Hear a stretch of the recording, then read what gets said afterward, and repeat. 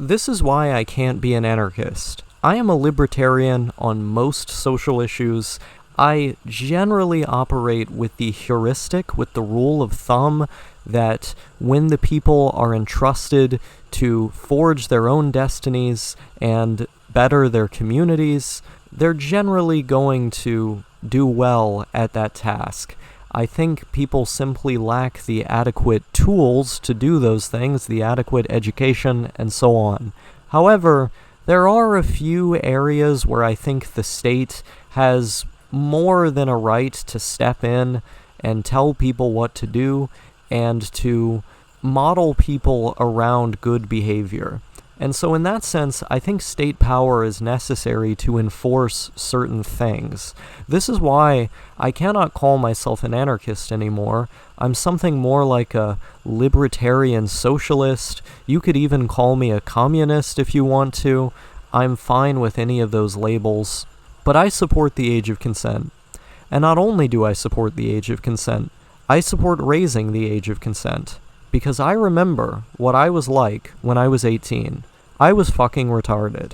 And the idea of my 18-year-old self having the ability to sleep with someone potentially 10, 20, 30 years older than me is a terrifying thought. Because the various ways that disparity in experience, in knowledge, in intellect, in brain development, the various ways in which those disparities could manifest into manipulation or power dynamics that are unequal that end up being abused, that's a terrifying thought. And I think it's a terrifying thought for millions of parents around this country who have kids who get to be the age where they can legally consent, and potentially they're running off with people who are offering them all kinds of fanciful things, all kinds of amazing things that, of course, are either fabrications or are basically just bait to take the hook and fucking hook them on the end of it to reel them in, and then they've been trapped by the person who set the bait in the first place because they were too fucking stupid to realize that it was bait that they were taking, and that actually there was a lot more insidious of a situation going on here that they did not quite pick up on. I think there are plenty, and I mean plenty, of youth who are 18, 19, or 20 who are having experiences like this, and boy howdy, those people are in trouble. Those people are in danger, and I think the only way we can really crack down on this, besides just furthering education and teaching people to recognize patterns of manipulation or abuse, is to use the power of the state. I think the state should be able to come in there and say that if you are not 21 years of age, the age that you're able to buy alcohol, the age that you're able to buy a gun in most states, the age where you are allowed to purchase cannabis, why is it not the age where you can legally consent? Now, I do think there are going to still be some intellectual or emotional disparities between, for example, a 21-year-old and someone who's like 50. Obviously, there's some pretty big differences there. I think once you get into like your 30s, like once you're like 30 or 32, those things kind of even out and you can basically do whatever you want. I think at least by the time that you get to be 21, you have the emotional capacity to be able to realize, like, okay, maybe I shouldn't fall hook, line, and sinker for the fanciful offer of some rich old guy who actually turns out to be super abusive and coercive in terms of how they treat me. I think these situations would occur a lot less if that age of consent was raised, and therefore we would have people falling into manipulative relationships or sexual relationships a lot less often. Now, of course, there is a caveat to this, because I am someone who is 20 years old, and I'm going to turn 21 relatively soon here in less than a month, but I am in a relationship with someone who is over 25 years of age. Now, they're not 26, but I think once you get to be like 18, there should be basically like a 5-year rule. So if you're 18 and you date a 23-year-old, I think that should be fine. If you're 20 and you're dating a 25-year-old, I think that should be fine. I know in my relationship, I much prefer the fact that my partner is older than me. I think it is a lot more fitting because whenever I've dated people my own age or just slightly older, I always felt a lot more mature than them, and dating her is something I'm a lot more comfortable with because it feels like we're at a similar level of maturity. So that should be the rule in place once you get to be 18. But what about people who are teenagers and, they want to do what they do with each other? I'm trying not to get explicit here because that's just a little gross. But, they're going to do things that teenagers do.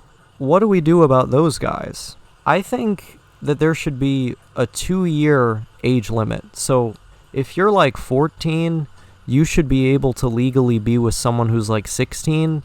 If you're like 15, 17, and so on. I think that's generally a pretty good rule to have. You could run into some problems where a 14-year-old's dating a 16-year-old. The 16-year-old can drive, they have a job, and they might be going to parties, and they could hold that over the 14-year-old potentially, and the 14-year-old might just be like basically whoring herself out to be able to get access to all these kinds of things and to be able to have that transportation, which is why I think it's essential that we massively overhaul the public transit in the United States and make it to where our cities are a lot closer together. I mean, we can't just demolish the cities that we have that are built really spread apart, but if we had high-speed rail, we could kind of make up the difference. And so I think if we had trams, high-speed rail, underground subway, buses, and so on, we could begin to close that gap. And I mean, straight up just make the sidewalks bigger too. We've got all these giant roads. Just expand the sidewalk, and while you're at it, throw a bike lane in there. And we would create a situation where a lot of these girls who are 14 wouldn't feel as pressured to get with a guy who's like 16 who can drive, because she wouldn't have to fucking drive. She could just get on the tram, get on the high-speed rail, get on the bike, go through the bike lane, and she could go wherever the hell she would want to go without having to rely on this guy who can drive. So I think that's one way that we can stop minors from being exploited as well, is massively overhauling our transit infrastructure. And this is also an economic thing, so obviously having comprehensive sex education for everybody throughout the country is going to massively reduce that number of people who are exploited or people who are engaging in risky activities as minors. And this, in particular, is going to benefit marginalized communities of color, but also expanding things like economic assistance for families has been shown to massively reduce the rates of teen pregnancy or the exploitation of minors or these problematic age gaps that we see happen where, people who are close to being adults are dating someone younger than them, or people who are adults are dating someone that is underage. I think one of the big ways that we can clamp down on this is by giving more economic assistance to these families and improving the education infrastructure, not just in terms of sex ed, but in general to improve the overall intellect of the population. And if we were to improve the country through these various mechanisms that I'm describing, I think that age of consent being raised becomes less important, but I still believe that if left to their own devices, these minors and these people who are developing intellectually cannot be trusted in these situations. And so I do believe there should be some level of state control there as well, in addition to these other preventative mechanisms that I'm describing.